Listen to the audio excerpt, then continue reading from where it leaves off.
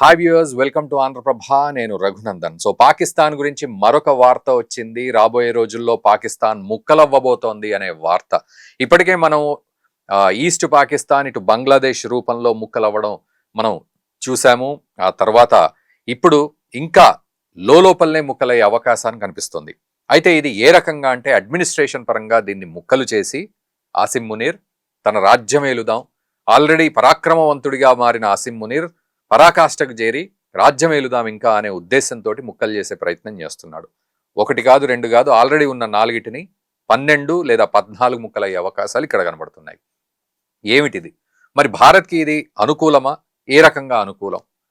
And నిజంగానే ఆసిమ్ మునీర్ రాబోయే రోజుల్లో పాకిస్తాన్ను చాలా బాగా డెవలప్ చేస్తాడా, లేకపోతే ఇంకా పాతాళంలోకి తీసుకెళ్తాడా అనే ప్రశ్న కూడా చాలా కీలకమైన ప్రశ్న ఇది ఇప్పుడు.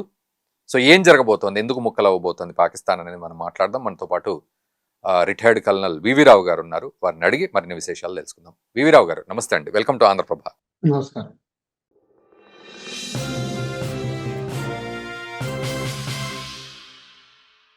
4 ప్రావిన్సులుగా ఉన్న పాకిస్తాన్ కాస్త 12 ప్రావిన్సులు అవ్వడం అనేది, అంటే దీన్ని ఎట్లా అర్థం చేసుకోవాలి? ముక్కలు చేస్తే పరిపాలన బాగుంటుందా? ఆల్రెడీ మనం చూస్తున్నాం అక్కడ పైచెప్పు పాలన. ఇంకా ఈ ముక్కలు చేసి ఇంకేం చేస్తారు? ఎట్లా జరగబోతోంది ఏంటిది?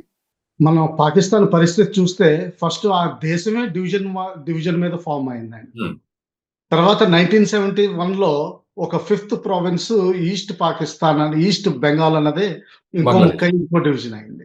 కొన్ని నెలలకి ఆల్రెడీ బలూచిస్తాన్ ఆక్రమణలో ఉంది కాబట్టి వాళ్ళు తీవ్రంగా ఇన్సర్జెన్సీ చేస్తున్నారు, మేము వేరైపోతామని.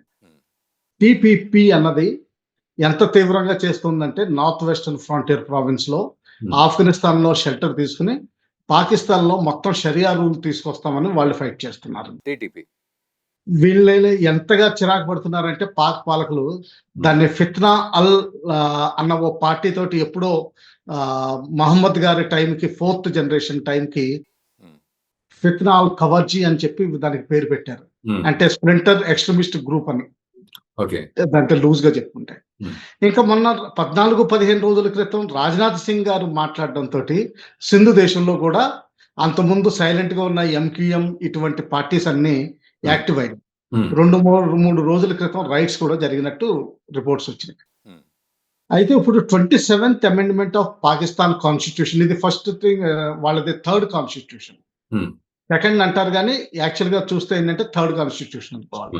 ఆ 2nd కాన్స్టిట్యూషన్ 27th అమెండ్మెంట్ ద్వారా సుప్రీం రూలర్ అసీమ్ మునీర్ గారు అయ్యారు ఫర్ నెక్స్ట్ 5 years. జనరల్ గా పొలిటికల్ టర్మ్స్ 5 years కానీ 4 years కానీ ఉంటాయి దేశాల్లో. ఆయన 5 years తీసుకున్నారు. ఈ న్యూక్లియర్ బటన్ దగ్గర నుంచి అన్ని ఆయన సక్సెసర్ కూడా ఆయనే డిసైడ్ చేసుకుంటారు. అయితే sorry for the interruption sir, ఇక్కడ మనం మొన్న మాట్లాడుకున్నాం కదా అసీమ్ మునీర్ అది ఇంకా అవ్వలేదు, ఈ లోపు షాబాజ్ షరీఫ్ లండన్ వెళ్ళిపోవడం, పారిపోవడం ఇదంతా కూడా. అవునండి. అదే షాబాజ్ షరీఫ్ గారు వెనక్కి వచ్చారు. వెనక్కి వచ్చేటప్పుడు మళ్ళీ ఇంకో డ్రామా చేశారు. లండన్ నుంచి వెనక్కి వస్తా కజకిస్తాన్ వెళ్ళారు. అక్కడ రీఫ్యూలింగ్ అన్నారు. Refuelling of an aircraft కేవలం 30 నిమిషాల కంటే ఎక్కువ పట్టదు. కానీ ఆయన ఎయిర్పోర్ట్ లో 9 గంటలు ఉన్నారు విమానం నుంచి దిక్కుండా. ఎవరో వచ్చి కలిసి వెళ్ళిపోయారు. ఎందుకు కలిశారు, ఏం చేస్తున్నారు? నేను అనుకోవడం బహుశా నెక్స్ట్ టైం పారిపోవాలంటే ఎక్కడికి దగ్గరలో పారిపోవాలన్నది వాళ్ళు ఆయన తయారుగా ఉన్నారు. అప్పుడు వచ్చి ఈవినింగ్ మీటింగ్ పెట్టారు. ఈవినింగ్ మీటింగ్ పెట్టిన తర్వాత నెక్స్ట్ డే కొంచెం జాప్యం చేశారు. ఈ లోపల థ్రెట్ వెళ్ళుంటుంది, అందుకని చెప్పి సాయంకాలం ఫైల్ పంపిస్తే సాయంకాలం ఫైల్ మీద నోటు అప్రూవ్ చేసి 4 o'clock ఆ టైంకి అప్రూవ్ చేసి 5 o'clock ఆ టైంకి నోటిఫికేషన్, సింపుల్ నోటిఫికేషన్ ఒకటి ఇష్యూ చేశారు. ఈయన్ని field marshal, chief of army staff and chief of defence force చేస్తా, ఎయిర్ ఫోర్స్ చీఫ్ ని 2 ఏళ్ళు ఎక్స్టెన్షన్ ఇస్తా వాళ్ళు చేశారు. నోటిఫికేషన్స్ అట్లీస్ట్ మనకు మీడియాలో బయటకు వచ్చినాయి, జెన్యూన్ అనిపిస్తున్నాయి. ఇన్ ఎనీ కేస్ ఆయన ఫారెన్ విజిట్ డిగ్నిటరీస్ అందరినీ ఎంటర్టైన్ చేస్తున్నారు.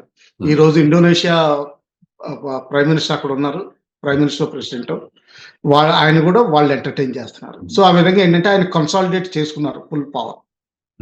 దీనిలో ఏంటంటే ఇప్పుడు మీరు అన్నది 12 భాగాలు కాదు, 4x4 3 states అంటున్నారు. 3 ముక్కలు చేస్తా ఉంటున్నారు ప్రతి స్టేట్ ని అడ్మినిస్ట్రేటివ్ కన్వీనియన్స్ కోసం.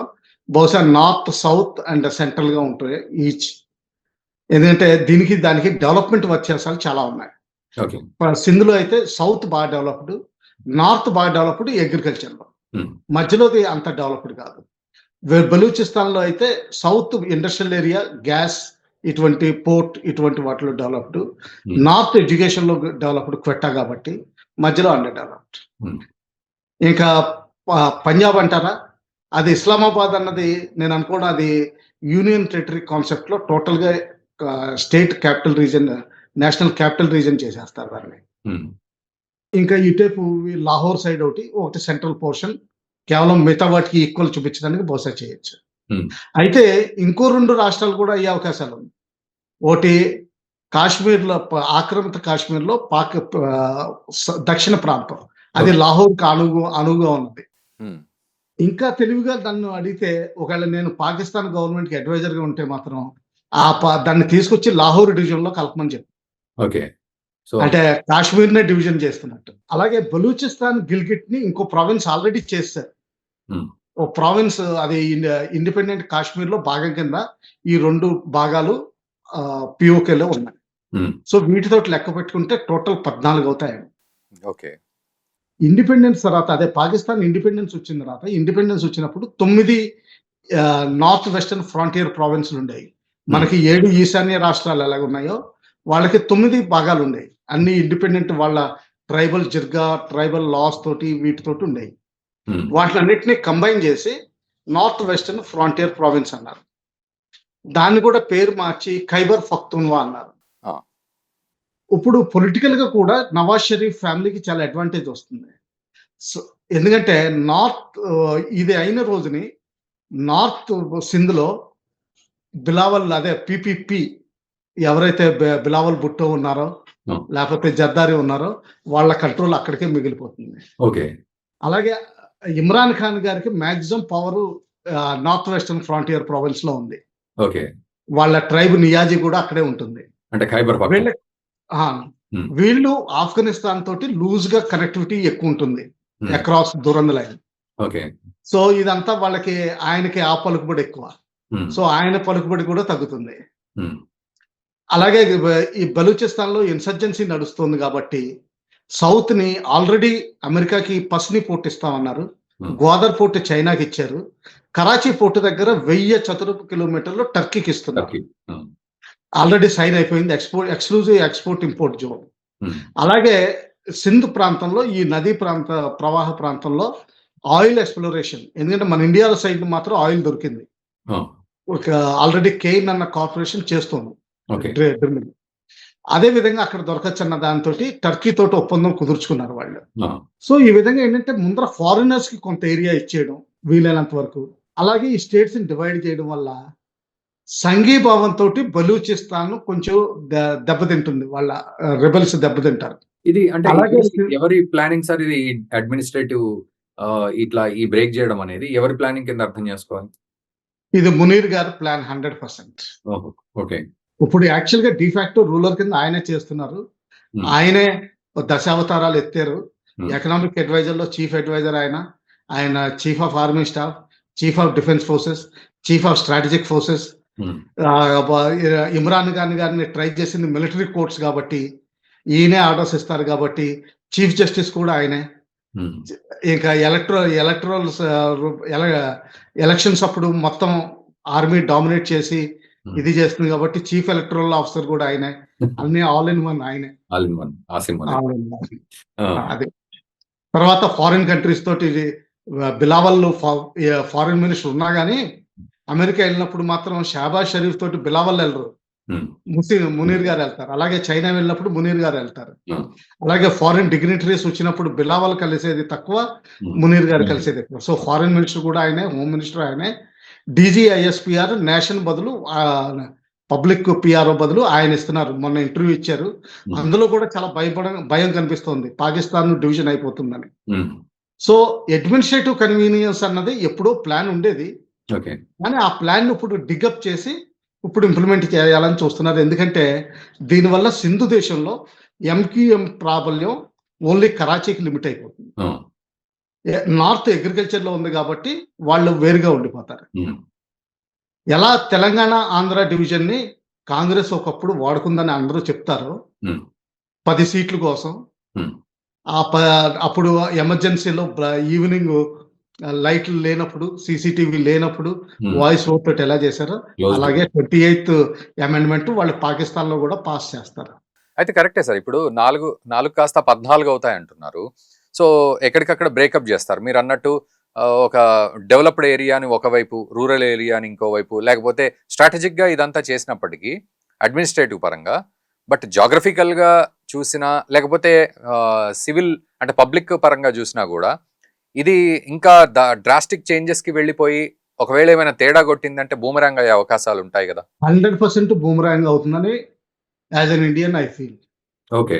హ్మ్. ఎందుకంటే ముందర ఇది పార్లమెంట్‌లో ప్రవేశపెట్టడానికి పీపీపీకి అంటే పాకిస్తాన్ పీపుల్స్ పార్టీ హ్మ్. ఎవరైతే వాళ్ళ ప్రెసిడెంట్ ఉన్నారో, హ్మ్. ఎవరైతే వాళ్ళ ఫారెన్ మినిస్టర్ ఉన్నారో, హ్మ్. వాళ్ళకి మాత్రం సుతరాము ఇష్టం లేదు. సింధు ప్రాంతం ఎందుకంటే డివైడ్ చేయొద్దని వాళ్ళు చెప్తూ ఉన్నారు ఇంకా.